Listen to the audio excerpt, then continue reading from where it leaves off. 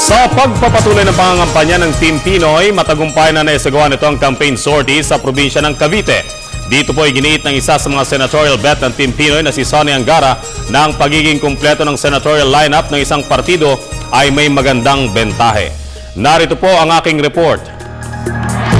Kontento si Team Pinoy Senatorial Candidate Sonny Angara sa itinatakbo ng kampanya sa unang linggo ng campaign period. Paliwanag ni Angara, tama lang ang schedule at dami ng mga kandidatong sumasama sa kanilang mga sortie.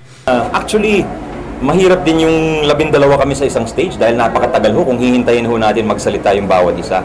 In fact, ang gagawin kong suggestion sa liderato po sa aming campaign manager at sa liderato Pinoy is that dapat by shifts Kumbaga, 6 dito sa isang bayan, 6 sa isa pang bayan, tapos palitan para hindi naghihintayan ng matagal sa entablado.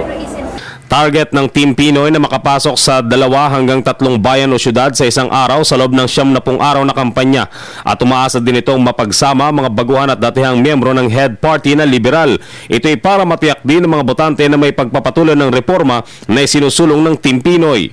Ang maganda ho dyan, minsan may mix tayo. Huwag naman lahat representante, huwag naman lahat hindi masyadong baguhan. Gusto natin yung kombinasyon ng baguhan at saka yung mga kilala na po.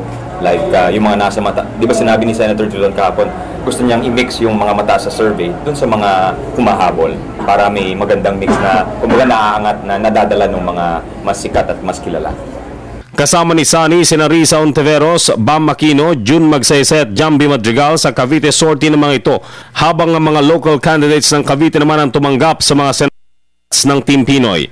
Target ng Team Pinoy ang Visayas Region sa 2nd linggo ng kampanya. Para sa Telebisyon ng Bayan, George Bandor.